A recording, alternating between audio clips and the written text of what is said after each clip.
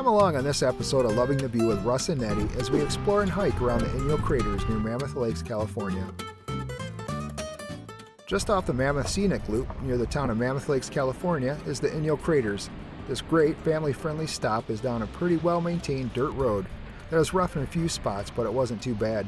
We even saw a couple of small cars in the parking lot that did not have high clearance or four-wheel drive.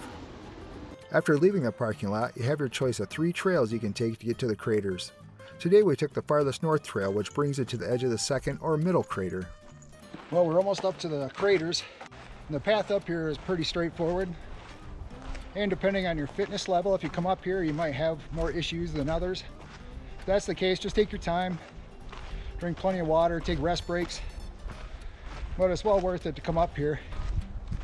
It is a pretty short walk from the parking lot, but there's plenty of beautiful forest to walk through. This trail did seem a bit steeper than the other two, so keep that in mind when you're deciding which trail to take. Once you reach the end of this trail, you're greeted by a pretty impressive view. We're along the edge of the second crater, and if you look off to the right, you can see Deer Mountain that the third crater is on. And we stopped at the Mammoth Visitor Center, and the ranger said there's no established trail to get up there. So if you want to get up there, you're going to be scrambling and blazing your own path. We would definitely recommend using hiking poles and bringing some water. That'd be quite an adventure, I think, getting up there.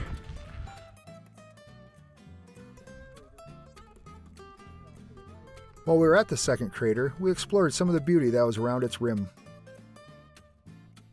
This bush with yellow flowers had these really pretty butterflies on it. You can definitely tell this area had volcanic activity in the past when you see rocks like these just lying around. These craters are approximately 600 feet across and 100 to 200 feet deep. To give you a bit of perspective of just how large they are, you can barely see the people on the other side of this crater. Just across the way you can see people.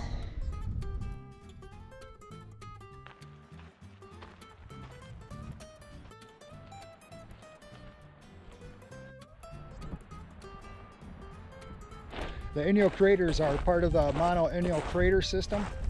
That's a 25-mile long chain of silicic lava domes, lava flows, and explosion craters like this one.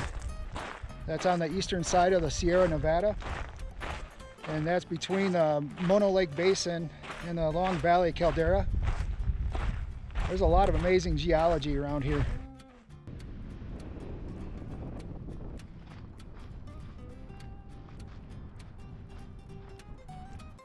We've come out here twice so far, and it's definitely a cool spot to go to. As you see a trail marker right here. If you go to the right, and that goes up around the second crater, that's, in our opinion, is actually the more impressive way to go. You have some really cool views. You'll have the views either way, but there's just something about it to us that seems more impressive when you look down over everything. If you go that way, you're kind of stuck in the trees all the time until you get to the top. Then the trail is more open. If you decide to take the middle trail from the parking lot, this is the spot you'll come out at. This is the furthest south crater of the 3 and has an interpretive sign explaining how it was formed with a railing around a large portion of it to prevent you from falling in. The Inyo Craters formed about 650 years ago. It was a process called a phreatic explosion. A phreatic explosion happens when magma comes up through the ground and hits a body of water, and it causes a large steam pocket to form instantaneously, causing this eruption of rock out of the earth, creating this crater like this. And of course the second one and the third one, which you can't see up on Deer Mountain. What's interesting is these 3 craters were actually believed to have formed almost the same time, within hours of each other. And they said that the one up on Deer Mountain happened first, and it went from north to south in that process. And so you'll see actually a difference of vegetation. The middle crater has all kinds of trees around it, and this one has almost nothing. There's just mostly rock and the water down below. Most of the trail around this crater gives you great views down into the bottom of it, where you are able to see the emerald green water. This same trail goes all the way around this crater, but we only checked it out from the north side, which was still pretty cool. After we walked around and checked out this crater, we started making our way back to the parking lot, but we made sure to stop and check out some cool bits of nature on the trail on our way through the forest. These huge mushrooms stuck to the side of this fallen tree were pretty impressive. Russ says he's not a mushroomologist, but let's see. There's someone out there Who knows what kind of mushrooms these are. Looks like Nettie found herself a really big pine tree. She said she's not going to touch it though because there's all kinds of spiders on it. Spiders are just another part of nature, baby. Yep.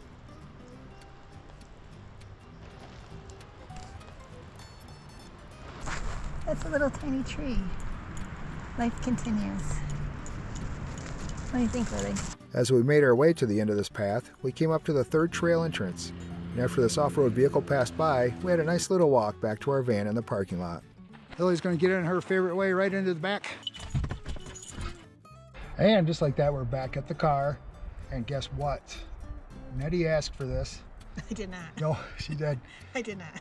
We're at a site that was created because of lava, so I have a great lava joke. Hey, Nettie. What? Where does a volcano go to the bathroom? I have no idea. I know. You do know? The lavatory. I did not ask for this. Well, she actually did because she guessed the answer to the last one, so I got another one. Hey, Nettie. Yeah, what? Why did the lava rock quit its job? I don't know why. Because they said they took him for granite. Yep. Yeah. All right, this time for real. We're taking off. Bye.